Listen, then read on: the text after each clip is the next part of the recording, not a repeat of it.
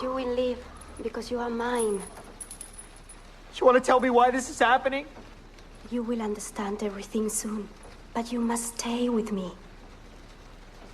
If I stay, will you let Barbara go? Until you came, there have been no sacrifices for a year. Dagon needs her. Fuck Dagon! Yes. And the child will be immortal.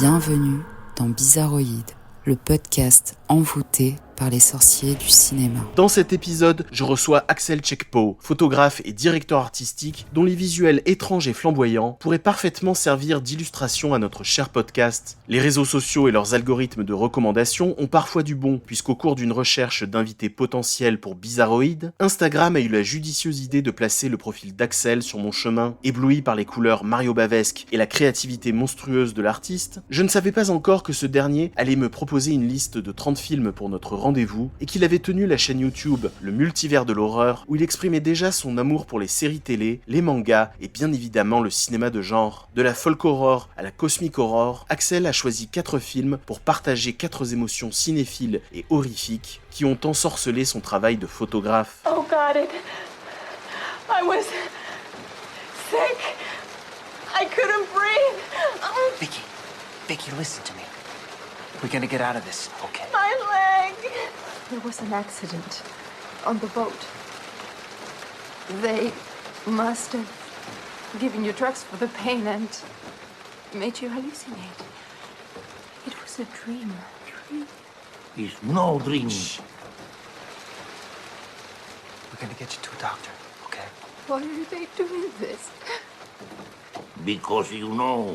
Bonsoir Axel. Bonsoir. Alors toi, tu as choisi 4 films qui tournent autour du registre de l'horreur, on peut dire, de la petite série B à petit budget. Avec toi, on va voir qu'on peut faire de grandes images horrifiques, de grandes images saisissantes avec des budgets assez restreints. En plus, on va partir dans différentes contrées. On va partir au Brésil, on va aller au Canada, on va revenir vers l'Espagne et on va même faire un tour vers l'Australie. On va commencer par le film le plus ancien de notre sélection qui est Dagon de Stuart Gordon, réalisé en 2001, qui est une adaptation, alors sur le papier on dit que c'est une adaptation librement adaptée de H.P. Lovecraft, Le Cauchemar d'Innsmouth. Oui. Alors ça va nous permettre justement de réviser ce classique de la littérature fantastique et horrifique. Est-ce que tu peux nous faire un résumé de Dagon, désolé je suis habitué à dire Dagon. Alors Dagon, c'est un couple d'amis qui étaient sur les côtes italiennes. Donc du coup avec leur bateau, et suite à un orage, ils se retrouvent à demander de l'aide sur une île côtière proche de la baie où ils ont échoué. Et ils vont découvrir qu'il n'y a pas que des habitants bien catholiques et bien normaux sur cette petite ville plutôt. Du coup c'est bon pour le résumé. Ouais, t'as raison. Dans un premier temps, on va laisser planer le mystère. Mais effectivement, alors justement, là déjà, dès le pitch que tu dis, si je dis pas de bêtises, moi je l'ai lu il y a très longtemps, cette nouvelle novella. La novella, je l'ai il y a très longtemps, donc je ne saurais pas être super précis parce que j'en profite pour faire une digression. H.P. Lovecraft, c'est un romancier qui a une mythologie assez vaste et en fait, il a fait des romans, mais il a fait aussi énormément de nouvelles. Et du coup, moi, j'ai lu récemment les recueils de nouvelles et en fait, dans les recueils de nouvelles, il y a pas mal d'histoires liées à Dagon qu'il a repris après dans Le Cauchemar d'Innsmouth ou même dans Les Montagnes Hallucinées ou ce genre de choses. Et donc, en fait, là, actuellement, dans ma tête, tout est un peu mélangé. Donc, j'aurais du mal à faire le résumé entre ce que j'ai vu dans le film, ce que j'ai vu dans les nouvelles et ce que j'avais lu à l'époque. Mais les romans de Lovecraft tournent toujours autour d'une divinité, c'est-à-dire en fait, il y a une divinité, il y a un culte et il y a des personnes qui découvrent ce culte-là. Et là, en l'occurrence, Le Cauchemar d'Innsmouth et le film Dagon tournent autour de la divinité Dagon, qui est une divinité de l'eau, en tout cas vivant dans l'eau, liée à Atlantide, tout ça en tout cas dans le mythe Lovecraftien, auquel nos héros vont être confrontés. Ouais, donc dans le roman en cours, si je dis pas de bêtises, en fait, le personnage, il va de lui-même dans cette ville côtière. C'est pas suite à un naufrage, suite à un accident, c'est un scientifique, comme on en a souvent dans Lovecraft, tu sais, affilié à l'université d'Arkham et tout ça, qui se rend là-bas pour des études, parce qu'il sait qu'il y a un culte ancien, une espèce de culte païen. Parce que les héros de Lovecraft sont des héros qui recherchent une vérité, trouver la réponse à la vie, et dans leur recherche, ils se retrouvent à être appelés par une sorte d'entité qui veut, elle aussi, se connecter avec l'humanité d'une certaine façon. Ce qui est un peu plus compliqué à faire en film, je pense, pour s'identifier au personnage s'attachait à lui, raison pour laquelle ils ont fait un peu une crébistouille avec un personnage principal qui lui est tombé par là par hasard, mais pas trop non plus. Oui, il y a un twist à la fin du film, mais tu disais oui, c'est pas évident à retranscrire au cinéma. Et d'ailleurs, Lovecraft a été rarement convoqué directement dans le cinéma. Finalement, il n'y a pas beaucoup d'adaptations directes de Lovecraft. On peut faire penser à Lovecraft, on va essayer de chercher Lovecraft dans une horreur indicible, dans une mythologie, une cosmogonie avec de grands dieux anciens, avec une forme de prophétie, quelque chose d'apocalyptique qui peut faire penser à Lovecraft. Mais en réalité, les réalisateurs savent que c'est très difficile de faire directement du Lovecraft à l'écran. Et finalement, Dagon est une des rares Ouais. productions qui affrontent directement Lovecraft, quoi. Directement. Ouais, ouais, ouais, ouais. Je pense que c'est aussi dur d'adapter directement Lovecraft parce qu'il décrit des choses qui sont impossibles. Par Mm. exemple, dans La couleur tombée du ciel, il décrit une couleur qui n'existe pas. Et j'avais lu que pour réaliser le film, ils avaient dû faire des recherches et des théories pour essayer de faire un mix de couleurs qui change, etc. Et tout. Donc c'est souvent une difficulté. Mais l'avantage aussi, c'est que les nouvelles de Lovecraft, elles sont courtes et en fait, c'est un peu des sortes d'épisodes sur des mondes ouverts. Donc en fait, tu as des codes et en fait, tu peux les adapter toi à ta propre histoire selon ce que tu as envie de raconter en fait, sans forcément être autant cadré que dans d'autres trilogies d'horreur. En fait, par exemple, genre, même s'ils adaptent des Stephen King a souvent du mal à aimer les adaptations parce que pour lui, il y a des cadrages qui sont super importants en fait. Mm. Alors que dans du Lovecraft, à moins de vraiment y aller à fond la caisse, t'es obligé de t'amuser en fait. Et je pense aussi qu'il y a beaucoup de fans d'horreur qui ont lu Lovecraft à un moment où ils savaient pas que c'était forcément un romancier reconnu. Tu sais, tu lis l'histoire, elle te marque, donc tu regardes les références en tête, mais sans vraiment savoir le bigger picture. Ce qui fait qu'après, bah, naturellement, moi en photographie, du coup, j'ai mis un moment à faire la connexion entre certaines idées que j'avais et l'horreur. Quand je poste certaines photos et qu'il y a des tentacules, il y a des monstres, etc. La majorité des gens n'ont jamais vu ça. Souvent, avec des Stephen King, par exemple, les gens ont un peu une idée d'où ça vient ou de quoi ça vient. C'est Ouais, de la pop culture. ouais, Alors que exactement. bah, Lovecraft, c'est vraiment de la niche. Donc, je pense que même beaucoup ont adapté comme Event Horizon, par exemple. Il y a des côtés surnaturels qui sont tirés de la religion et de la magie, mais mêlés avec un côté très high-tech. Et comme tu disais, j'avais pas forcément vu de film qui adaptait vraiment des Lovecraft. Dans ce sens, c'est pour ça que je pense que c'est dur à adapter. Et c'est justement une des choses que j'ai beaucoup aimé dans le Dagon, en fait. Vraiment, le petit village où il pleut tout le temps, la colorimétrie, les effets pratiques, où tu vois vraiment Les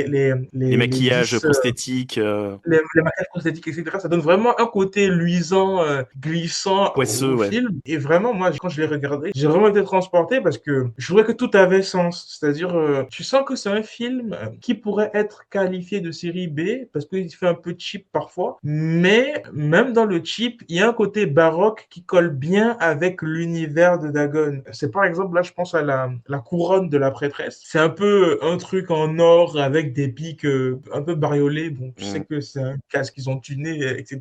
Mais avec le côté déjà vert qu'il y avait, l'eau, c'est vraiment un super bon film. Et je pense qu'il y a aussi il y a peu de films qui ont montré toute une communauté de créatures qui vivent ensemble. En fait, dans Dagon, tu as vraiment le visage où en fait ils ont leur dieu, ils sont tous contaminés un peu par cette divinité-là. Et ils vivent là, il n'y a pas de souci. C'est rare d'avoir un film où tu n'as que un village tout entier, où vraiment le héros se balade dans toute la ville. Et en fait, quel que soit l'angle auquel il va, il se retrouve attaqué par ces créatures-là, Mm. en fait. Oui, oui. Alors, pour en revenir sur la facture du film, le côté série B, bon, clairement, on Mm. peut classer le film de série B. C'est une production Filmax, la firme espagnole qui a tenté quelque chose, qui nous a apporté quelques belles perles dans l'horreur dans les années, fin des années 90, 2000, mais on voit quand même la limite en termes d'argent du film. Et puis, de toute façon, à la réalisation, on a Stuart Gordon, à la production, on a Brian Usna, le duo de Reanimator, hein, et on sent qu'ils ont plus forcément l'aura à ce moment-là, ils ont plus forcément Ouais, l'envergure qu'ils avaient dans les années 80. D'ailleurs, dans les années 80, ils avaient déjà travaillé ensemble sur une adaptation de H.P. Lovecraft, hein, From Behind. C'était ouais. déjà du Lovecraft. Ça Ouais. allait... Et Reanimator est aussi une adaptation indirecte de H.P. Lovecraft. Herbert West, Réanimateur, un titre dans ce genre. Le principe d'un réanimateur, de quelqu'un qui manipule des cadavres. D'ailleurs, deux petites choses. La première, c'est que du coup, il y a un mois à peine, dans un recueil de Lovecraft, j'ai lu la nouvelle dont est inspiré From Beyond. Et en fait, quand tu lis la nouvelle, tu as envie de dire chapeau au réalisateur parce que la nouvelle elle fait à peine 6 ou 7 pages et en fait, c'est vraiment un scientifique qui va retrouver son ami qui faisait des expériences dans son manoir chez lui et l'ami réussit à se connecter à quelque chose et tout. Et l'ami lui fait découvrir, il tente de le tuer et il s'enfuit et la maison prend feu. Donc vraiment, ça s'arrête là. Et From Beyond, ils ont vraiment construit tout un lore autour. Ouais. Et seconde chose, c'est que je regardais X-Files et dans la saison 1, je crois que c'est l'épisode 8, du coup, il y a un docteur qui fait des expériences sur des prisonniers. Et vraiment, tu vois vraiment que c'est inspiré de Réanimateur parce que le gars, il a de grosses lunettes et il ramène les morts à la vie dans la prison, etc. Ouais, bah, comme quoi ça a quand même essaimé des idées, la littérature de Lovecraft, comment on dit, indirectement ou directement sur plein d'œuvres, que ce soit télévisées comme X-Files ou sur le cinéma, ou même sur le jeu vidéo d'ailleurs. Donc là, voilà, donc on a quand même quelqu'un qui a déjà montré un certain savoir-faire pour pouvoir faire des représentations spectaculaires de Lovecraft. C'est vrai que c'est souvent un réalisateur assez généreux en effets prosthétiques. Dans From Beyond, ça s'y prête vachement. Et là, on y retrouve ça dans Dagon. Alors ça arrive un peu plus tard dans le récit. Il y a toute une première partie du récit qui est Lovecraftien dans le sens où il y a une horreur qui s'installe de manière lente, de manière latente. On est dans cette Très, très ambiance étrange. voilà, où t'as d'abord le personnage qui est paumé tout simplement. Il leur arrive un accident, il est encore en état de choc, que petit à petit il va de découverte surprenante en découverte surprenante dans cette petite ville. Donc on avance comme ça, comme dans Silent Hill d'une certaine façon. Ouais, On y, exactement. tu vois, exactement. à la place de la brume, on a cette pluie battante, mais c'est pareil, on y va vraiment à tâtons. Et ce qu'on tâte d'ailleurs est assez dégueulasse, est assez poisseux.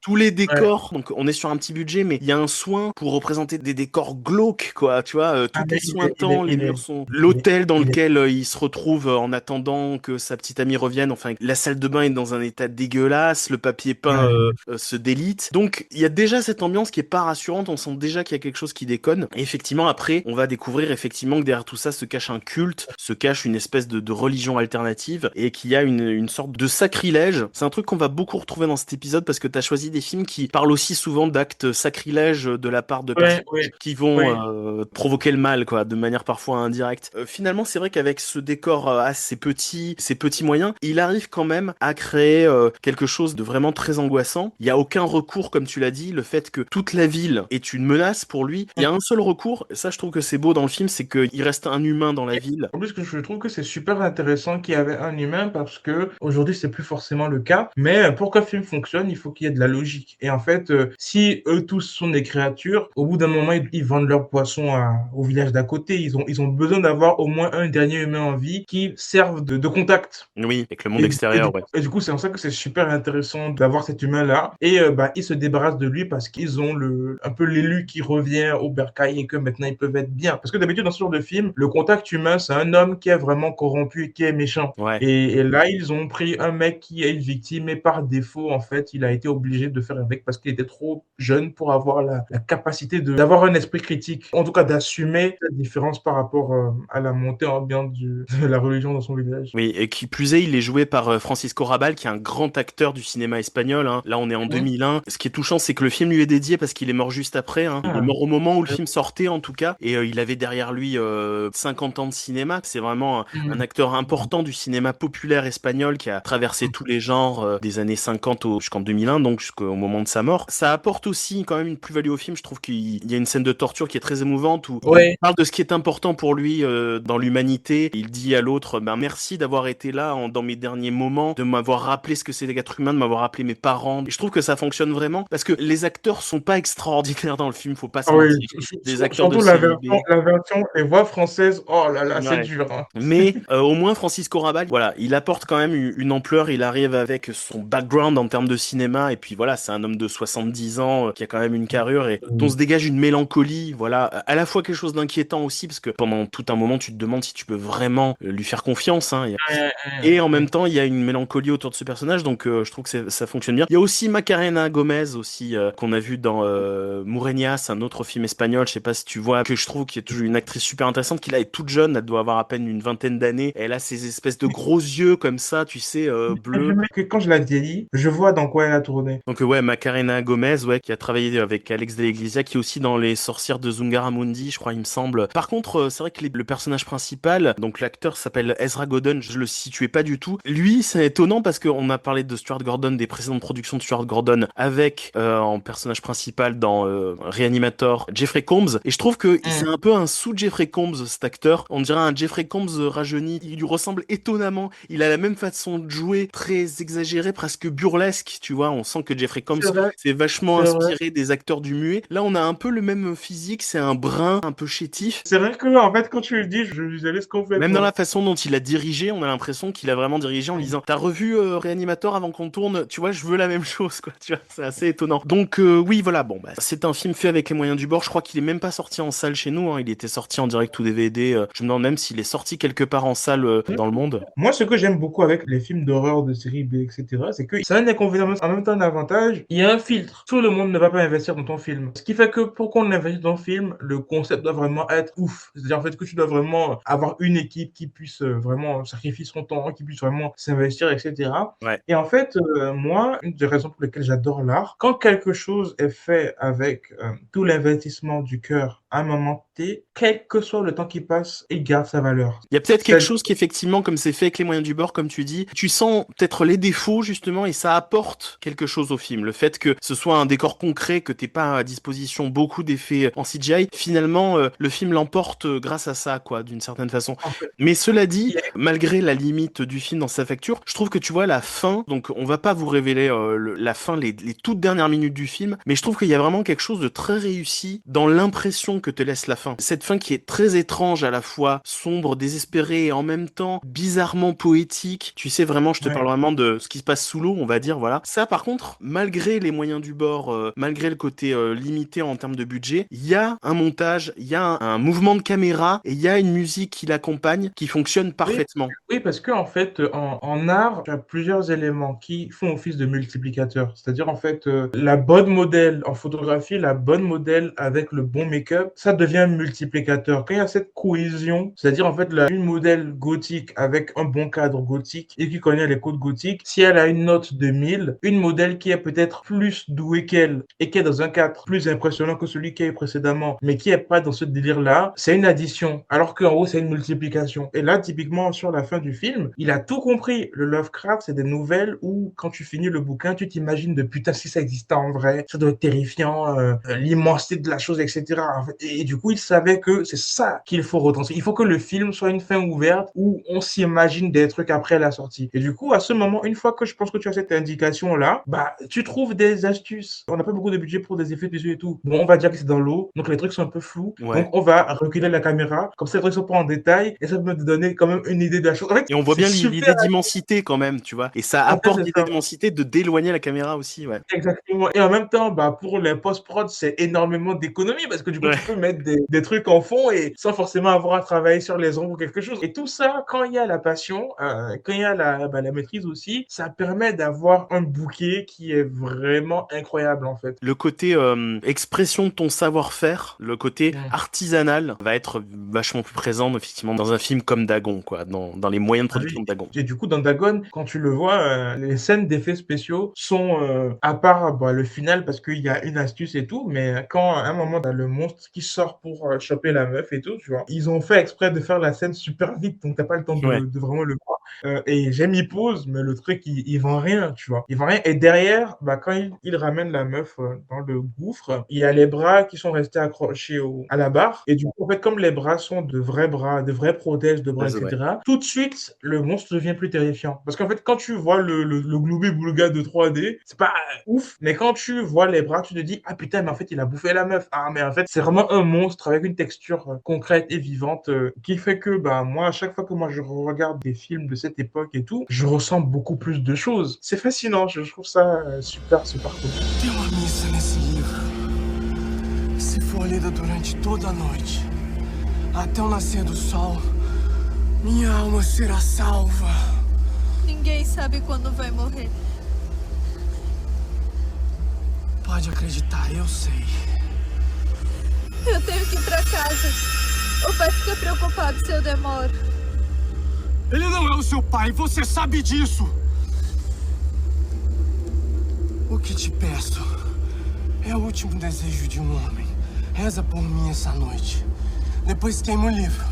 Não leia mais nada. Queima! Le deuxième film à notre programme, c'est A Mata Negra de Rodrigo Aragon, un film sorti en 2018, un film brésilien. Alors là, j'en avais pas eu jusque-là dans Bizarroïd, c'est aussi l'occasion, le podcast, de prendre des films qui viennent de nationalités différentes, hein, mais pas encore de brésiliens. Donc écoute, merci d'avoir choisi ce film qui à mon avis est assez méconnu. Moi, j'avais vu un seul film fantastique brésilien qui date à peu près de la même époque, qui est Les Bonnes Manières. Est-ce que tu peux nous faire un pitch de A Mata Negra? Alors, Amata Negra raconte l'avènement d'une sorcière, c'est-à-dire en fait c'est une sorcière vraiment au sens traditionnel du terme, dans une petite bourgade au Brésil qui a ses croyances.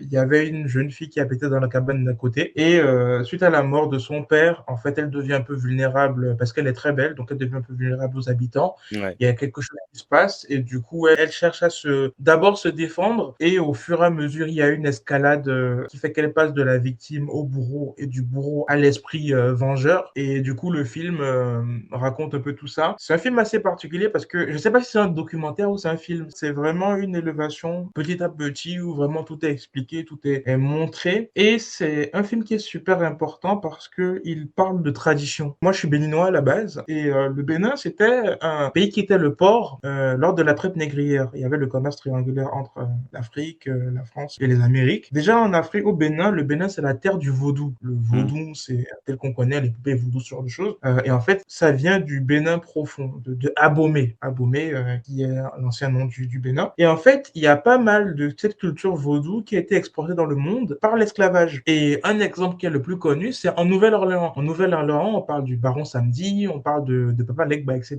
Et en fait, c'est une entité vaudou béninoise, aboméenne. Ce qui fait que moi, j'ai un côté où, au Bénin, on a un peu les traditions de sorciers, etc., tout ce qui est conte Dieu, etc. Donc, c'est fascinant un peu. C'est dans la culture de mon pays. Et c'est rarement fait avec justesse. Par exemple, un truc tout bête, hein, les zombies. Les zombies, à la base, ce n'est pas une entité à cause scientifique. C'est une entité à cause spirituelle. Les zombies, c'est des esprits, des morts, des mânes, des ancêtres africains qui sont ramenés à la vie et que tu utilises contre tes ennemis. Donc, du coup, que certains peuples esclavagisés auraient utilisé pour ramener leurs ancêtres à la vie pour lutter contre des colons, en fait. C'est-à-dire, il y a une série française qui s'appelait Tropicamer qui avait montré ça parce que tu avais une esclave qui se sacrifiait pour devenir un zombie et hanter son maître. Tu as une série récente sur Netflix qui s'appelle Mortel, que je conseille vraiment et en fait qui parle un peu de toute cette mythologie-là. Et du coup, il y a pas mal de ces croyances-là qui sont éparpillées un peu partout. Et à Mata Negra, je savais qu'il y avait une culture vaudou au Brésil, je savais qu'il y avait ces traditions-là et tout. Et à Mata Negra prend vraiment le parti pris de montrer factuellement comment ces croyances fonctionnent. Ouais. Ce qui fait que c'est un film qui mise pas beaucoup sur les effets spéciaux, qui mise sur vraiment une tradition et une mythologie. C'est-à-dire, moi, Mata Negra m'a extrêmement fait peur parce que voir une meuf dans la forêt sans effets spéciaux qui enterre des trucs, ça sonne plus réaliste que une sorcière comme de Blair Witch ou quelque chose comme ça. Parce que tu sais que c'est réel. En fait, ce qui se passe dans Mata Negra, après les conséquences spirituelles et tout, surnaturelles, peut-être pas, mais l'acte que posent les personnages, c'est vraiment des croyances qui existent et qui sont faites dans beaucoup de bourgades, en fait. Et je trouve que c'était super intéressant d'avoir ce parti pris de limite caméra épaule documentaire où au début du film, tu comprends pas trop ce que tu regardes. Les acteurs, ils jouent pas spécialement bien, c'est très bizarre. Et au fur et à mesure que l'horreur monte, là, maintenant, tu retrouves le côté traditionnel. Toutes les choses que tu la vois faire, toutes les choses que les personnages font sont vraiment des traditions qui existent, en fait. Mais alors c'est intéressant parce que donc toi, le film t'a fait peur parce que tu peux estimer le côté réaliste du film, le côté crédible de cette tradition. Moi c'est le contraire, moi je rentre en territoire complètement inconnu dans cette culture. Alors la culture effectivement vaudou de la Nouvelle-Orléans et autres, je connaissais un petit peu, mais dans cette partie-là du monde je la connaissais pas. Donc moi je rentre en territoire complètement inconnu si tu veux. Et moi le film m'a fait peur pour ça, c'est-à-dire c'est marrant parce que pour les mêmes raisons que toi, tu es en territoire familier, moi le fait de ne pas être du tout en territoire familier, justement je sais pas du tout à quoi m'attendre. Quand je vois les pratiques qu'elle fait, je me dis mais est-ce que c'est réaliste, est-ce que ça l'est pas? Du coup, tu vois, je sais pas du tout si je vais effectivement aller vers un film qui va déployer quelque chose de totalement irréaliste et une horreur spectaculaire, fun, tu vois, d'une certaine façon, si on va aller dans un film d'horreur de vidéoclub à l'ancienne, tu vois, ou si on va rester dans une peur beaucoup plus indicible et beaucoup plus étrange et beaucoup plus concrète sur des problématiques d'altération du corps, la mort ou en tout cas la décrépitude, la maladie et des choses comme ça, ou justement perdre la raison, des choses comme ça. Et comme je suis en territoire inconnu, le film me terrifie autant que toi, il te terrifie d'une certaine façon. Non, mais oui, parce que avant-hier, parce que en photo, j'utilise le numérique et j'utilise l'argentique également. Et on me demandait si je ne trouvais pas qu'il y avait une baisse de qualité quand je passais de la pellicule au numérique. Et j'expliquais qu'en fait, la pellicule, elle est plus vieille que le numérique. Donc, en fait, la pellicule a une chimie, une technique qui est vraiment incroyable. Et en fait, le numérique, tu as tous les 2 ans, tous les 3 ans, il y a une nouvelle découverte, etc. Alors que la pellicule, c'est pratiquement un produit fini. Et je pense que c'est pareil avec les croyances spirituelles des peuples africains, etc. Parce qu'en fait, il y a des croyances qui existent depuis tellement longtemps qu'elles ont eu le temps de se peaufiner. Et en fait, l'horreur, elle est indélébile, elle est parfaite. Dans Mata Negra, tout le truc avec l'œuf et tout, c'est morbide, c'est vraiment terrifiant. Premier degré, tu te demandes, mais comment il va se remettre? En fait, tu vois la femme enceinte et tout. Même la malédiction qu'elle a lancée sur l'autre, où il voit les morts, etc. En fait, c'est le genre de visuel qui te donne peur d'aller dans le noir, tu vois. Tu te demandes, mais purée, qu'est-ce qui va se passer? Et c'est en ça que le côté documentaire, un peu qu'a le film, sur son visuel, après, je pense que c'était plus par manque de budget qu'ils ont utilisé ce visuel-là, mais donne un côté très concret au truc. Mais quand tu dis un côté documentaire, t'as presque l'impression que l'image, elle a pas été traitée, l'image numérique, qu'ils l'ont mise brute en dérochant des images, tu vois. Donc c'est vrai que c'est un côté très rugueux, pas du tout sexy, quoi. Hein, faut dire l'image de ce film, alors qu'on est dans un milieu très vert qui pourrait être assez agréable, hein, le décor de cette forêt. Là, on est sur des textures ocre, marron, assez altérées, quoi. Il y a qu'une séquence qui est une séquence un peu Gaspard Noesque, on va dire un peu. Noé, c'est le côté un peu Hunter the Void où elle fait une espèce de sortie de corps et elle se projette dans l'esprit d'un autre. Et là, on est dans une boîte de nuit qu'elle survole la caméra. Voilà, là, on a vraiment l'impression qu'il a vraiment repris les codes visuels, l'idée de justement de cet esprit qui plane comme ça au-dessus d'un décor et un décor avec des néons, un décor de boîte de nuit qui est très différent du reste du film parce que le reste du film, on a vraiment l'impression qu'on est enfermé dans cette forêt, tu vois. Il y a un côté conte dans le film parce que, alors, je suis d'accord que la forêt, elle prend beaucoup de place, la forêt amazonienne, elle prend beaucoup de place au Brésil, hein, je suis d'accord. Mais tu vois, t'as vraiment l'impression que c'est comme un conte avec un personnage qui est enfermé dans un décor et qui peut pas en sortir. T'as vraiment l'impression que tout se joue dans la forêt. Il y a des interactions parfois avec les personnages où tu te dis mais ça devrait se passer en ville ou dans le petit village attenant et tout le monde se retrouve dans cette forêt. Tu peux pas en sortir. Cette forêt, elle est déjà une espèce d'écrin du mal qui va venir dont tu peux pas t'échapper. Oui, et surtout que moi, ayant grandi au Bénin, moi j'ai grandi 20 ans au Bénin, champion depuis 10 ans, etc. C'est dur d'expliquer aux gens la dualité de vie là-bas. C'est-à-dire, en fait, tu peux avoir, oui, des forêts ou je sais pas quoi et tout, mais c'est en même temps super moderne. Et du coup, j'ai beaucoup aimé que dans le film, ils arrivent à montrer un côté très traditionnel, mais aussi un côté très moderne. Ils vont en boîte. En fait, il y a une boîte de nuit qui existe là, etc. En Afrique, il y a toute une culture de films d'horreur, de sorcellerie et ce genre de choses. Et des films qui sont vraiment, vraiment flippants. C'est juste que les effets spéciaux sont à la ramasse, les effets spéciaux où t'as dû voir sur TikTok ou truc où tu vois un mec qui disparaît, ça fait des ce genre de choses et tout. Mais c'est des films qui sont terrifiants. C'est-à-dire, moi, il y en a un qui s'appelle Le Club des milliardaires et en fait, c'est toute une secte qui sacrifie des enfants, etc. pour avoir de l'argent et tout. Et à un moment, ils sacrifient un bébé et en fait, pour sacrifier le bébé, ce qu'ils font, c'est qu'ils le mettent dans une... En fait, c'est une sorte de truc où tu as un gros morceau de bois, tu mets de l'igname, tu mets de l'eau et tu piles. Donc souvent, tu vois des femmes et tout. Et du coup, ils mettent le bébé dedans et ils pilent le bébé. Et en fait, c'est horrible, c'est horrible. Donc c'est vraiment des visuels qui sont terribles, mais comme les effets spéciaux sont un peu vieux et tout, si t'as pas grandi dedans, t'as du mal à retenir. Même si là, en ce moment, avec Nollywood au Nigeria, ils commencent de plus en plus à avoir le budget de faire des trucs. Donc je pense que le monde n'est vraiment pas prêt pour l'ère de films d'horreur qui arrive. Les Thaïlandais avaient pris de l'avance, les Thaïlandais, parce que eux, ils avaient commencé très très vite à faire des films sur leur mythologie avec des gros budgets. Et les Africains, là, commencent et les mythologies qui arrivent, en Indonésie aussi, on a eu des films de sorcellerie, on a eu La Reine de la Magie Noire et autres, voilà, pareil, dans les années 70-80, ouais. Exactement, ce genre de film. Et du coup, pour moi, Mata Negra, c'est un peu le film le plus abouti sur ce registre-là. Donc, j'essaie souvent de parler aux gens en attendant qu'il y ait plus de films comme ça parce que c'est vraiment des mythologies qui sont toutes nouvelles, en fait, et qui,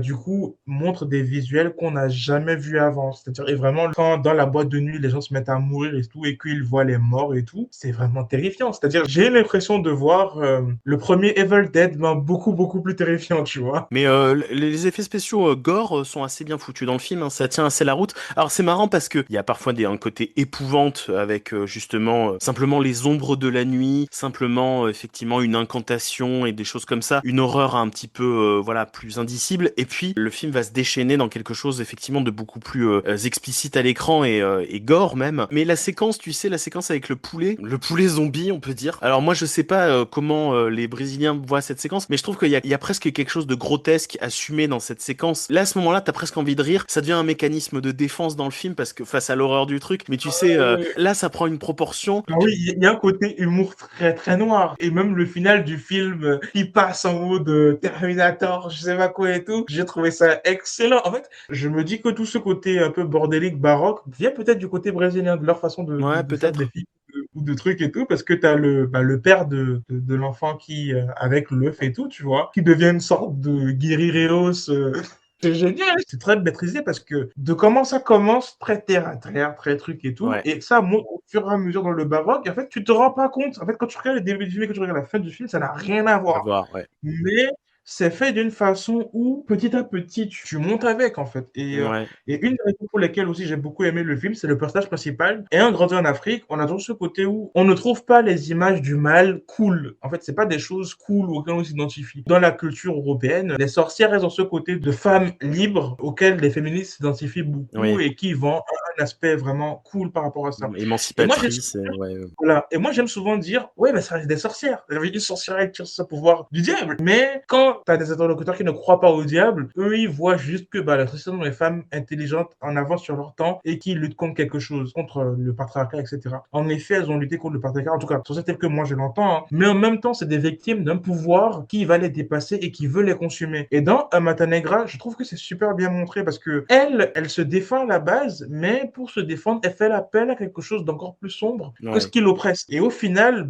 elle est tout autant victime d'un côté comme de l'autre parce qu'elle se retrouve au milieu de violence, en fait. Bon, je sais pas si je peux le dire, mais à la fin, ce qui se passe avec elle à la fin montre que ce n'est pas par ça qu'elle a été sauvée. Parce qu'au final, elle aide des personnes qu'elle avait attaquées, ils se mettent tous d'accord, ils arrivent à s'entendre, ils se rendent compte que, en fait, ce qu'on a fait de toi comme de moi n'était pas bien et c'est pour ça qu'on est retourné dans la merde, en fait. Donc, il y a un message vraiment d'unité. À la fin, on est tous dans la même galère. Donc c'est un personnage effectivement qui va prendre un ampleur, qui va avoir un statut à la fin du film assez inattendu effectivement pour réparer ses erreurs. Et t'as cité Evil Dead, on n'en dira pas plus, mais la fin rappelle une fin alternative de l'Armée des Ténèbres, Evil Dead 3, voilà. Pour ceux qui ont vu la fin alternative, elle est peut-être disponible sur YouTube, voilà. Là le réalisateur fait avec ce film ce que Sam Raimi avait pas pu faire parce qu'il avait pas eu le final cut sur Evil Dead 3. C'est vraiment un côté cool que moi j'adore dans les films d'horreur. Quand même, on reste des geeks et des nerds. En fait, il y a ce côté un peu, on prend plaisir à ce qu'on fait. C'est cool, donc je le fais. Et du coup, en fait, dans Mata Negra,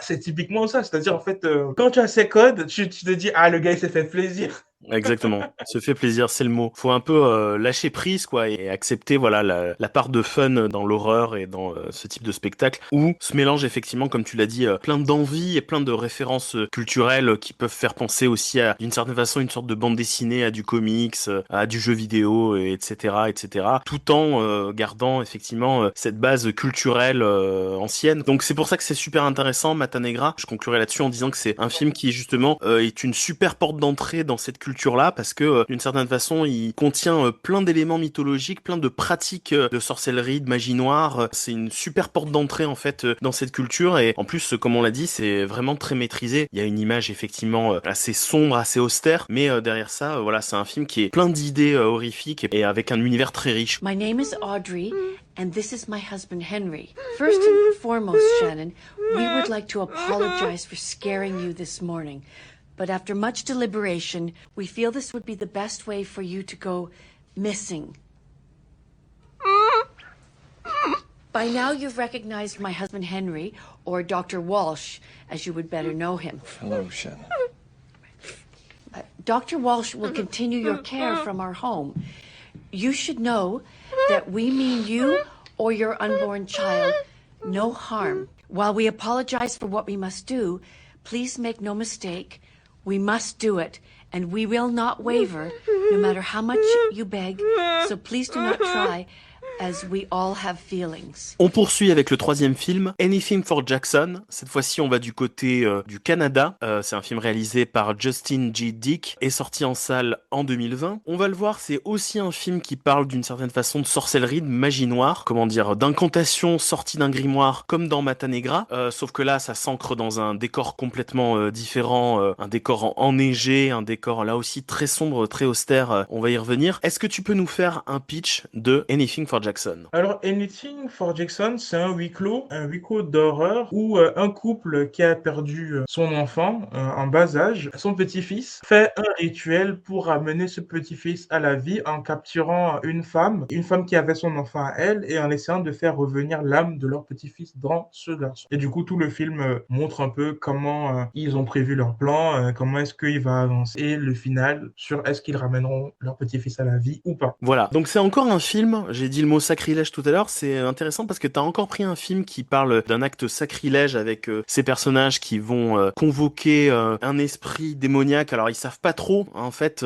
qui vont convoquer, encore une fois c'est encore le coup de la personne qui s'adresse au mauvais démon qui sonne à la mauvaise porte des enfers. Est-ce que de toute façon il faut pas se tenir éloigné de ce genre de pratique, hein, bien évidemment, ces films-là nous apprennent à chaque fois cette morale-là, et les personnages de cinéma continuent de décennie en décennie à faire toujours la même erreur. Il y avait déjà les personnages de Cimetière, hein, t'as cité Stephen King tout à l'heure. L'enjeu de départ rappelle bien évidemment Cimetière, où on avait des parents qui ressuscitaient leur enfant, et bien évidemment ça entraînait des actes absolument horribles. Bah, le titre est pas mal, Anything for Jackson, on est prêt à tout et n'importe quoi pour Jackson. cet enfant. Et ça donne un film qui est intéressant parce que quand tu pars de ce titre, ce sont des gens dont tu peux comprendre ce qui les motive. C'est très étrange parce qu'on a deux personnages, deux geôliers qui tiennent une femme captive, et ils sont assez étranges, hein, ils ont des comportements un peu étranges, c'est joué par deux acteurs qui ont des physiques très anguleux, et en même temps on a de l'empathie pour eux, et en même temps c'est vrai que c'est un film qui est très paradoxal et qui est très angoissant et très triste, je trouve. Il est aussi effrayant qu'il est triste parce qu'en fait c'est un film qui parle d'un acte d'amour désespéré.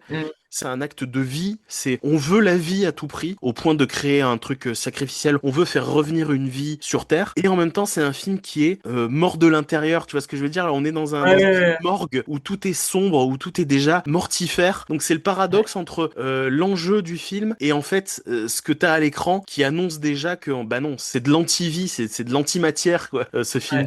Et ce film est super intéressant parce que il mêle deux façons de voir un peu des films d'horreur en façon générale. La première, l'enfant qui est décédé et qu'on veut ramener à la vie, qu'on a dans les films Cimetière, même si je trouve que pour le ressentir, il faut lire Cimetière. Quand j'avais lu Cimetière et que le petit garçon meurt, tu le vis vraiment mal, hein. Ça fait très très mal. Moi je me rappelle, j'ai arrêté de lire le roman pendant un mois avant de le reprendre. C'est un des livres les plus sombres de Stephen King, hein. C'est vraiment le Stephen King qui tape dans le fond de la dépression. Donc c'est un truc qui existe déjà dans les films d'horreur. Et en secondo, un truc qui m'a beaucoup plu dans Anything for Jackson, c'est le côté étape par étape. En fait, le côté de ils ont un plan et ils ont des règles. Il y a un autre film que j'avais vu et j'avais hésité à parler de lui ou de Anything for Jackson, c'était le film A Dark Song, qui est une dame qui a perdu son enfant aussi et qui veut se venger. Donc ce qu'elle fait, c'est qu'elle invoque son ange gardien en fait. Et c'est un film magnifique, mais bon, j'avais déjà fait une vidéo sur ma chaîne par rapport à celui-là, donc je me suis dit que ça sera un Reddit. Et j'ai voulu aussi parler de Anything for Jackson parce qu'il y a un film qui est sorti l'année dernière qui s'appelle Substitution. Bah en fait, c'est une dame qui veut ramener sa fille à la vie. Le film m'a convaincu moyen, mais si tu aimes ce film, regarde Anything for Jackson, ça va à 200% plus loin, autant sur la façon de faire que la finalité des choses. Moi, j'aime pas trop quand un film d'horreur te montre des scènes aussi violentes à l'écran pour donner un ton. J'aime bien quand c'est suggéré. Et dans Anything for Jackson, au fur et à mesure que ça part en vrille, t'as vraiment ce sentiment de oh là là, mec, ça ne peut que mal finir. Il ne maîtrise rien du tout. Et en fait, des scènes qui sont autant fortes visuellement que dans la suggestion. T'as la mort du jardinier. En fait, tu sais pas trop si, ok, du coup, est-ce que ça marche? Est-ce que ça marche pas? Et là, le jardinier fait ça et tu te dis, ok, d'accord, ils sont derrière.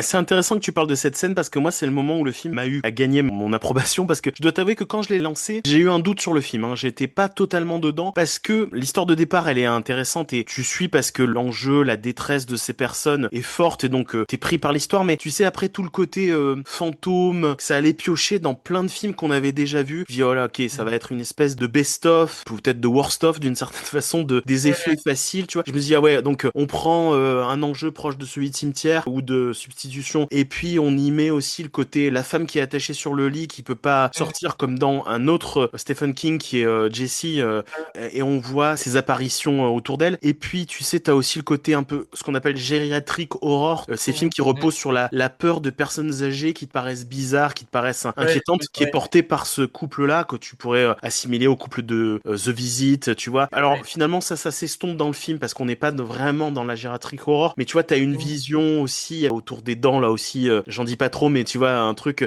qui peut faire penser à ça, tu vois. Donc au début, je me suis dit, voilà, le film pioche un petit peu à différents endroits, est-ce qu'il va trouver son angoisse à lui propre, tu vois. Et puis justement, quand il y a cette sortie de route brutale du film vers le gore, avec cette réaction étrange du personnage du jardinier. Je te dis, bon, il est à l'extérieur, il est à l'abri, et d'un seul coup, le seul truc bien fini comme ça, tu te dis, ah ouais, ok, d'accord. Ouais, parce que tu t'attends à ce qu'il intervienne dans le film, à ce qu'ils gênent leur plan. Ouais. Tu te dis, ok, je vois le genre et tout. Alors, ils vont devoir s'en débarrasser à un autre moment. Non, chut, hop, on coupe le problème à la racine directement et ça crée quelque chose qui, là encore, j'en reviens à rire. Presque tu éclates de rire par mécanisme de défense. Oh non, ils ont osé ce truc-là. Et là, d'un coup, voilà, moi, je me dis, ah, là, il y a un truc vraiment intéressant sur les effets que provoque leur acte de sacrilège dans ce monde. On voit qu'il y a un effet de contamination autour de ça. Tu dis que c'est un huis clos, mais finalement, tu peux imaginer que le mal va se propager hors de la maison, qu'il y a quelque chose comme ça, il y a une ampleur dans la menace, et comme ça te prend vraiment à froid, comme tu dis, ah oui d'accord, il peut se passer ça, présenté autrement, t'aurais pu t'y attendre en fait, que les choses dérivent de cette façon-là. Mais la construction du truc est tellement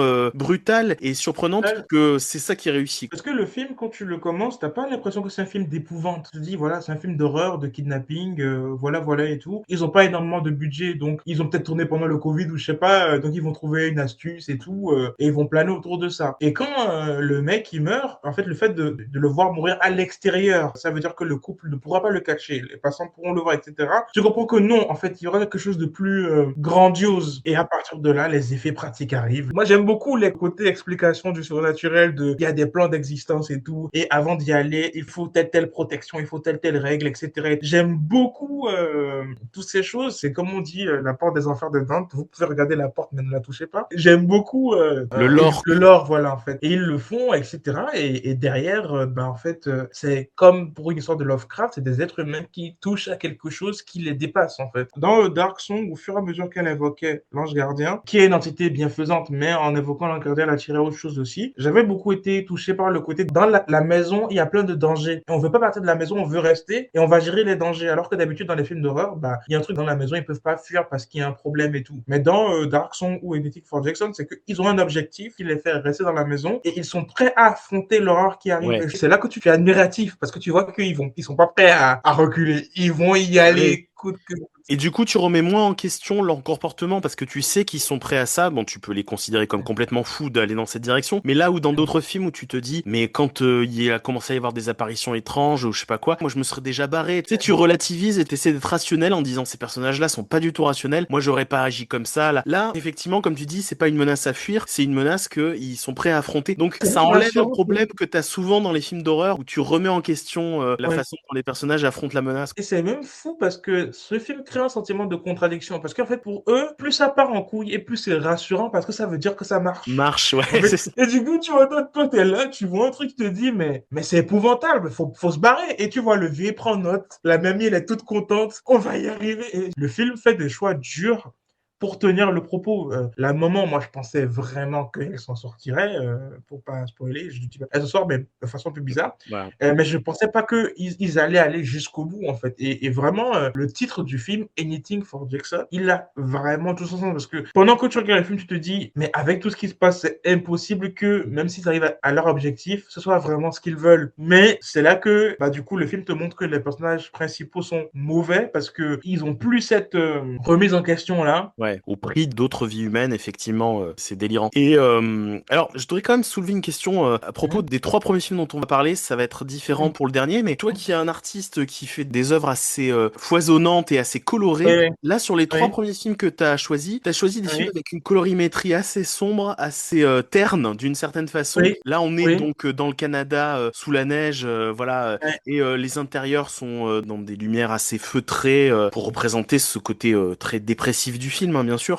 côté désespéré du film. Mais donc, c'est paradoxal parce que j'aurais attendu que tu choisisses des films beaucoup plus hauts en couleur, littéralement, et t'as choisi des films assez sombres, en fait. En fait, c'est parce que, pour moi, l'horreur, c'est une façon de donner un message, etc. Et c'est des messages qu'il faut qu'ils soient entendus. Et souvent, les personnes qui adorent l'horreur, ou en tout cas, les photographes qui font beaucoup de visuels horreur, etc., ils s'identifient à ça. C'est-à-dire, ils aiment les codes, ils s'identifient à ce genre de visuel. Alors que pour moi, je m'identifie pas à ça. C'est des choses assez horribles, en fait, en vrai. Mais ce ce qu'elle raconte est super intéressant et super fascinant. Donc, du coup, dans ma photographie, moi, j'aime ce qui est élégant, j'aime ce qui est beau, j'aime ce qui est stylé. Mais il faut pas qu'il y ait pas de message derrière. Moi, j'adore les messages des films d'horreur parce que je suis noir, j'ai du mal à regarder des films sur l'esclavage. J'arrive pas à les regarder parce que c'est trop dur, c'est beaucoup trop dur à regarder pour moi. Alors que sur des films d'horreur, bah, je comprends la thématique et le visuel d'horreur, il n'existe pas. En fait, c'est quelque chose d'irréel, de fantastique. Ouais. Donc, ça me permet d'avoir le message sans avoir à subir la chose. Si je prends l'exemple de Candyman, Candyman, pour moi, la scène qui est le plus dans le film, c'est pas la scène où il tue des gens. Pourtant, les scènes où il tue des gens, c'est assez fort, mais c'est la scène où il se fait exécuter parce qu'il aurait soi-disant violé une dame alors que c'était pas le cas. Et tu vois vraiment la haine raciale, etc. C'est vraiment très très dur pour moi. Et donc, du coup, dans ma photographie, bah, j'ai envie de donner des messages, mais j'ai pas envie non plus de choquer ou de rabrouer. Dans un film d'horreur, il y a un contexte. Tu regardes le film et tout, il va se finir bien ou mal, ce qui fait que le film peut avoir des visuels durs, mais l'histoire ne va pas se résumer que à ça. Il va y avoir des blagues, etc. et tout. En photographie, c'est différent. Tu dois raconter ton histoire sur une image et les personnes se font leur avis. Et si mon image est que terne et que dure, bah, je donne juste un message de souffrance sans une espérance derrière. Et c'est en ça que la couleur, c'est super intéressant parce que un grand public peut découvrir ma photographie, trouver ça stylé, trouver ça beau, etc. Et derrière, avoir des messages qui sont quand même durs et se dire, mais pourquoi il a voulu raconter ça en fait? Il y a du bleu, il y a du jaune et tout. Pourquoi est-ce qu'il y a une grosse flaque de sang au milieu? En fait, la photo aurait été meilleure sans la flaque de sang. Et moi, j'ai envie de dire, bah, alors qu'est-ce que la flaque de sang raconte? Quelle est la plus-value de cette flaque de sang? Et il y a malheureusement peu de films d'horreur qui ont ces codes-là. C'est pour ça que j'adore Dario Argento, le giallo, où c'est des couleurs très saturées. Mais ce qui se passe est assez horrible. Mais bah, le grand public donne un côté kitsch à ce genre de visuel. Suspiria, le remake de Suspiria, qui est un film que j'adore, mais qui manque de ce côté giallo en fait, tu vois. Mais du coup, moi, dans ma photographie, j'essaie d'avoir un côté moderne et élégant à la chose, parce qu'en fait aussi, j'ai pas pu te présenter d'autres des films qui sont dans mon genre, parce que dans mon genre photographique, il n'y a pas beaucoup de films en fait. Et c'est aussi une des choses qui était difficile pour moi au début, parce que c'est dur de convaincre les gens quand ce que tu fais n'a jamais été vu. Forcément, on y attache un côté non maîtrisé en fait. Et au fur et à mesure, bah, je dis non, mais c'est quelque chose que je maîtrise, c'est quelque chose que j'ai envie de voir plus souvent. Atmosphere never hurt, did it, Dr. June? You know what we say in TV land? Where there's smoke, there's probably a smoke machine. My compliments to the producer. Okay, Gus. Are we feeling comfortable? Sure. I hope everyone here in the studio, and you at home, are all feeling comfortable too. It's important that everyone is as relaxed as they can be. Et on termine avec Late Night with the Devil, un film de Cameron et Colin Cairns, deux frères australiens. C'est un film qui est sorti en 2023. Donc là, par rapport à ce qu'on disait, là, on est quand même sur une esthétique différente, on est quand même sur une colorimétrie différente et sur une approche de l'image qui doit être un plaisir de cinéma tout de même différent, quelque chose de ludique autour du film, même si là aussi, on va le voir, c'est quand même un film horrifique et c'est un film inquiétant et aussi sur sa fin assez sombre, mais il y a quelque chose d'un peu plus ludique dans sa forme. Est-ce que tu peux nous faire un pitch de Late Night with the Devil et présenter aussi un peu le concept du film, sa forme justement un peu particulière? Alors, Late Night with the Devil, c'est l'histoire d'un présentateur télé qui est super en vogue dans les années 80. Non, 70. 70, pardon. Donc, c'est une époque où les théories du complot elles battent leur plein. Il y a des témoignages à tire-larigot, les aliens existent, ce genre de choses. Et donc, lui, pour faire une émission de sensation, il reçoit un appel d'une dame qui expliquerait que voilà, sa fille, ou je sais pas si c'est elle qui appelle, qui expliquerait qu'elle est possédée par un démon. Et du coup, il va montrer une possession démoniaque en prime time. Et du coup, bah, tout le film, du coup, se passe en direct pour recevoir avec un public qui va applaudir selon les séquences du démon ou comment lui l'appelle, etc.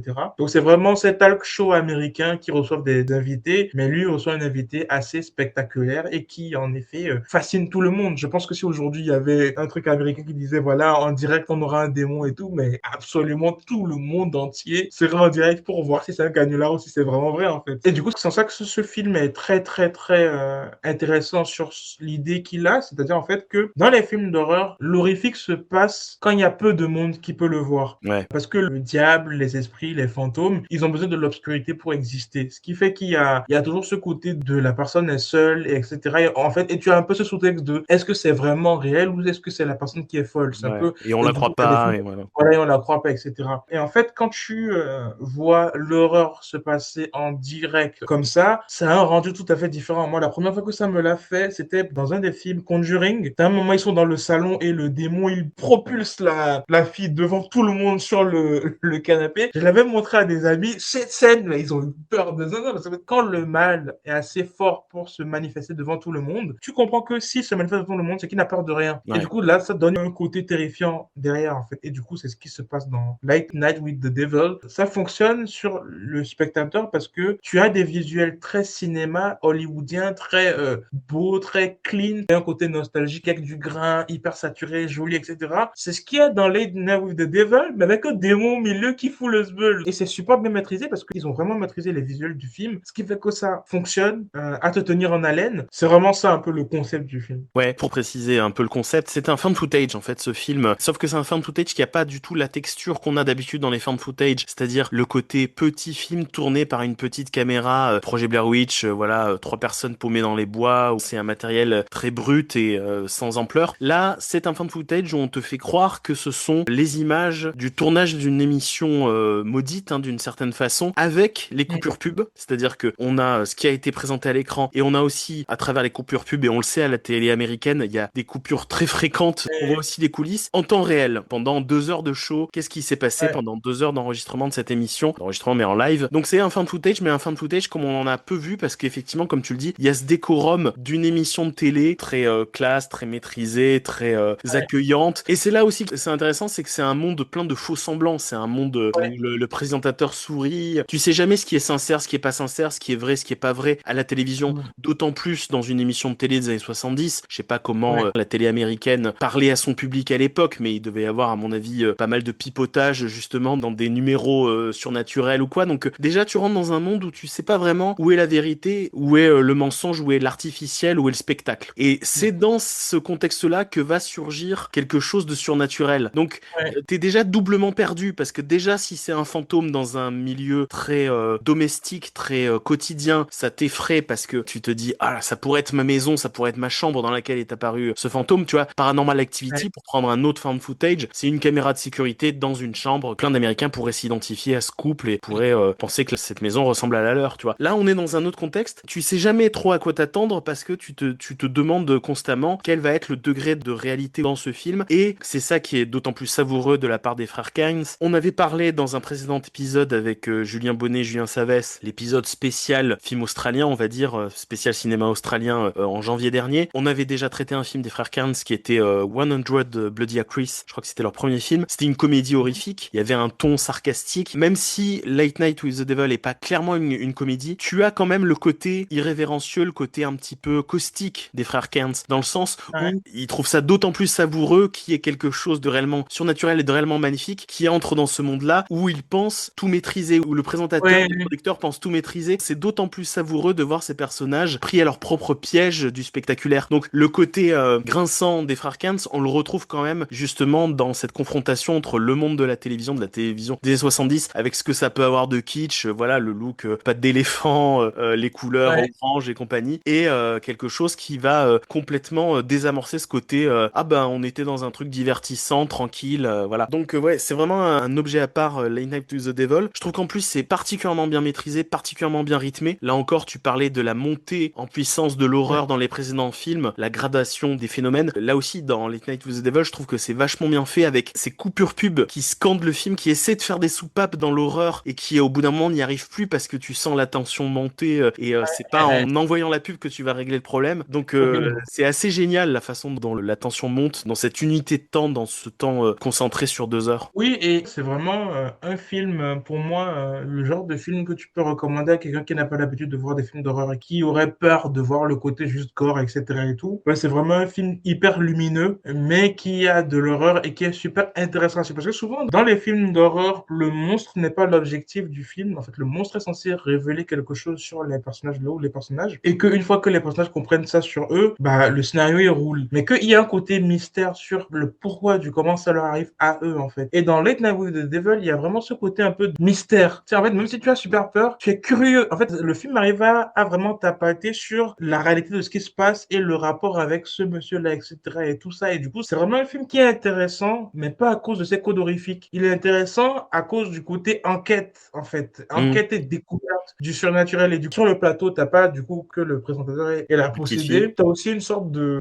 un sceptique qui révèle un peu les choses qu'il peut faire en post-prod pour que le côté horrifique vienne, etc. Donc du coup, c'est intéressant souvent de voir un truc de te dire, ouais, mais là, ils ont fait comme ça, et le personnage il le dit aussi. T'as aussi un monsieur qui y croit, qui a une sorte de chaman ou je sais pas quoi. Et quand j'ai regardé Late Night with the Devil, en fait, c'est fait avec tellement de maîtrise que je me suis dit, ouais, ils ont l'habitude. Et en fait, j'ai vu, en fait, ils ont pas fait tant de films que ça. Et je me suis dit, ouais, vraiment chapeau, hein, parce que vraiment, pour un troisième grand film à vrai budget, c'est vraiment super maîtrisé sur l'écriture, la façon dont le scénario avance, le côté enquête, la façon d'accaparer notre curiosité, en fait. C'est vraiment un film que j'aurais adoré voir au cinéma. Je l'ai pas vu au cinéma, mais je trouve que c'est vraiment un film que tu vois au cinéma et tu peux pas faire next et voir la suite. T'es vraiment obligé d'attendre. Et d'ailleurs, un financement des Émirats Arabes Unis. C'est un film fait par des Australiens, produit par les Émirats Arabes Unis. C'est pas un film produit par les États-Unis. C'est censé se passer aux États-Unis, mais c'est encore l'un des charmes du cinéma de genre à petit budget. On a parlé d'un film fait par Stuart Gordon et Brian Usna avec de l'argent espagnol et des moyens espagnols tout à l'heure. Là, on se retrouve avec un film produit par les Émirats Arabes Unis. Et puis, ils ont quand même aussi une plus-value dans le film. C'est David Dasmalkian, le personnage principal, qui a quand même une carrière assez étoffée à Hollywood. Là, je crois qu'à l'heure où on parle, il sera l'antagoniste principal dans Street Fighter, le film, là, le nouveau Street Fighter qui sort. Il joue super bien. En fait, souvent dans les rôles qui lui sont donnés, c'est un peu des rôles où je trouve qu'on le respecte pas trop. Ouais, tu vois. c'est un loser souvent. Ouais. C'est un loser un peu, et un loser autant sur le fond du personnage que sur la forme. C'est-à-dire, en fait, on lui donne des personnages qui ont des dialogues qui sont un peu, c'est pas foufou. Et moi, je l'ai toujours trouvé comme un mec ridicule, tu vois. Enfin, bref. Et dans ce film, il a super bien joué. Ouais, et puis il a la classe, tu vois, c'est un personnage qui là pour le coup est pas du tout un loser, c'est un personnage qui a un gros succès avec son émission, qui est élégant, qui a de la répartie, et il le porte très bien, tu vois, c'est un acteur qui a été plutôt abonné à des seconds rôles, effectivement, que tu vas remarquer dans des plus grosses productions. Là, il tient le premier rôle et tu te dis, mais il est excellent. Et les frères Kearns, on sent qu'ils ont quand même à cœur de faire une direction d'acteur qui est très importante pour leur film. Dans 100 Bloody Acres, c'était déjà le cas. L'humour, la comédie, certes, elle était portée par des moments gore aussi décalés, des trucs comme ça, mais aussi beaucoup par les échanges entre les personnages, l'alchimie qui passe entre les personnages. Et là, je trouve qu'on retrouve ça aussi, c'est-à-dire que il y a dans ce dispositif d'une émission de télé, c'est aussi porté par tout ce jeu à double sens, voire à triple sens des acteurs qui sont autour du plateau, parce que finalement, ce sont des acteurs qui jouent des acteurs aussi d'une certaine façon, parce que le mage, c'est un faux mage, c'est quelqu'un qui joue déjà dans la vraie vie. Ils sont tous en représentation. Donc t'as des acteurs qui jouent des personnages en représentation et tu sais jamais démêler le vrai du faux autour du personnage principal. Ce qui est touchant, ce qui porte le film autour donc de cette menace surnaturelle et de pourquoi ça tombe sur ce présentateur télé, c'est le deuil, un deuil par rapport à sa femme. Est-ce qu'il a utilisé ce deuil-là dans sa carrière? Oui, non, à quelle mesure? T'as du mal à évaluer en fait si tu peux vraiment faire confiance à ce personnage-là, à qui tu peux faire confiance dans ce monde-là. Est-ce qu'il est vraiment une victime? Et du coup, il y a ce côté où tu découvres au fur et à mesure, tu te dis, ah, ok,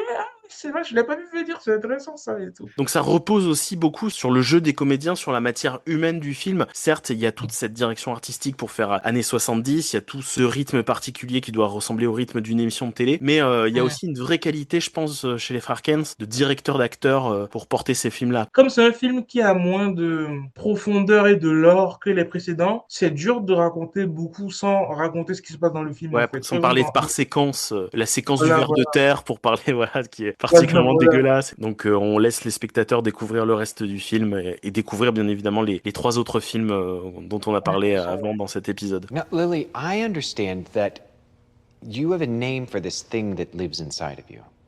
Mm-hmm. I call him Mr. Wriggles. And why do you call him that? He kind of wriggles his way inside my head, and then he wriggles his way out. But with June's help, you are able to control him. June says that everyone has a demon inside them, but we can't always control them, can we? Gus, your time is... I got it, Jack. It's just a matter